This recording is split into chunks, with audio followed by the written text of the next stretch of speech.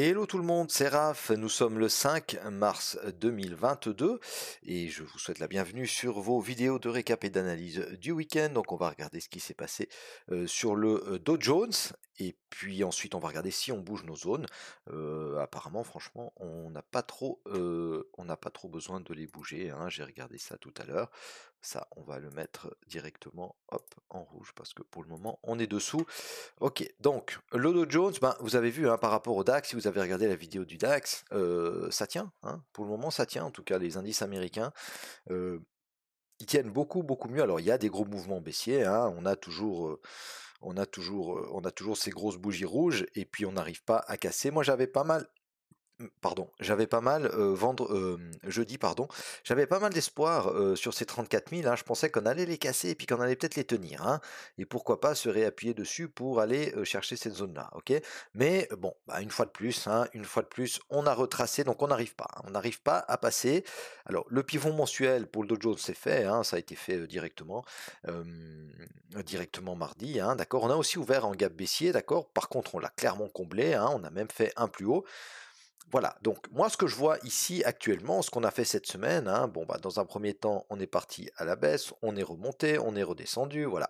Vous avez vu notre zone intermédiaire ici, comme elle a bien fonctionné, hein, elle donnait quand même quasiment au point près, hein, elle nous donnait quand même un potentiel de, il y a 1000 points, hein, ok. Attention à cette volate, hein, je me répète, mais attention, ça fait envie, mais ça peut être très dangereux pour notre portefeuille, hein, donc faites très attention à ça. Mais voilà, on n'a pas recassé ces plus bas là, d'accord. Et puis on fait des plus hauts, hein. Même si c'est cassé un tout petit peu, c'est cassé quand même, hein. On fait des plus hauts. Là, on n'a pas recassé ces bas là. Vous voyez que on a quand même on sent cette envie de d'aller casser cette zone là. Et puis pourquoi pas d'aller voir ce qui se passe un peu plus haut, hein. Donc on peut la mettre un petit peu. Voilà, on va la mettre comme ça la zone. Ok, donc allons voir ce qui s'est passé sur les grandes UT, c'est toujours très important de le faire. Donc la bougie mensuelle, hop, la bougie mensuelle donc du mois de février, c'est celle-là, hein. Là on a commencé celle du mois de mars, vous avez vu que celle du mois de mars sur le DAX, elle est immense, hein. C'est une grosse bougie d'impulsion baissière, mais attention, ça peut toujours se finir en pin bar haussier, hein. Voilà, on est que le 5 mars, donc voilà, on a encore tout le mois pour voir ce qui se passe. Mais pour le moment, ici, alors elle est baissière, hein, cette petite bougie-là, mais voilà, ça veut pas dire grand-chose. Par contre, la bougie du mois de février, on voit qu'il y a quand même une belle mèche, hein. On a une belle mèche. Alors vous me direz, oui, mais au mois de janvier, on avait aussi une belle mèche, et puis finalement, on a été baissier au mois de février. C'est vrai, hein, c'est vrai, mais il faut toujours se dire que tant que ça s'arrange pas entre la Russie et l'Ukraine, bon ben ça, voilà, les marchés ils vont pas aller faire des plus hauts historiques, hein. Il faudrait quand même qu'on voie, alors je dis pas que la guerre s'arrête, hein, mais encaisser un peu, voilà, encaisser un peu ces gros coups là au niveau géopolitique, les marchés ont peur, et puis quand on verra que la situation, même si elle n'est pas bonne, même si les Russes restent en Ukraine, etc., mais que ça se stabilise un peu entre guillemets, hein, à ce moment-là, on pourra peut-être repartir, les gens vont commencer à réinvestir euh, sur les indices, hein. Donc à voir, à voir. Au niveau de l'hebdo, on tient la zone, hein. On tient cette zone-là, d'accord. On a cette belle zone hebdo ici, hein, la zone des 32 500 à peu près, d'accord. Donc on la tient, hein. On est venu la tester la semaine dernière. Et puis là, cette semaine, voilà, on fait une petite bougie. Donc ça, c'est quoi, hein? Ça, c'est évidemment une bougie mère, hein, vous l'avez vu. On va se la noter, ça peut être très intéressant. Hop, de temps inférieur, et pareil pour le bas. Alors, de toute façon, c'est des zones qu'on a déjà, hein. C'est des zones qu'on a déjà, mais c'est toujours intéressant de se noter ce genre de zone.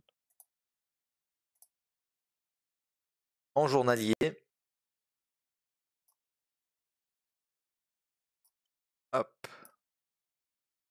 Alors, en journalier aussi, hein, on a une bougie mère là, d'accord, qu'on a tenté de casser par le haut. On va garder la bougie mère de l'hebdo, hein, parce que c'est des plus gros niveaux, ok. En plus, ça correspond, vous voyez, avec la moyenne 200 journalière. Ok, donc pour le moment, tant qu'on ne fait pas de clôture journalière au-dessus du pivot mensuel, bah, on l'a pas cassé le niveau, hein. On n'a pas cassé le niveau des 34 000.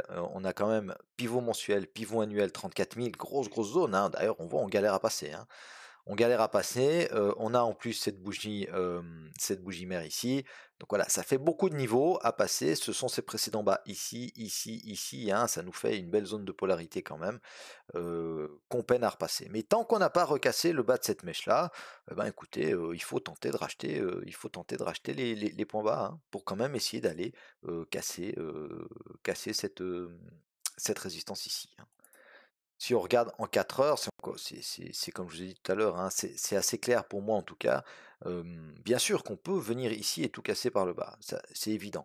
Mais si on revient voir ces niveaux du bas ici, d'accord, les 32 200, 32 250, même les 32 500, et puis qu'on a un signal haussier, bah, il faut tenter, hein. Il faut tenter, d'accord? Il faut tenter parce que c'est une belle zone. C'est une belle zone, tant celle-ci elle est difficile à passer, que celle-ci pour le moment en tout cas, ça a été la violation, la réaction, pardon, elle a été violente. Elle a été violente, hein, et puis là, on les a cassés, ces hauts. Donc moi, ça me dit que si on revient sur les 33 000, je tenterai, hein, d'accord. Toujours, toujours en sécurisant super rapidement, en se mettant ABE très vite parce que voilà, les marchés sont difficiles ces temps-ci.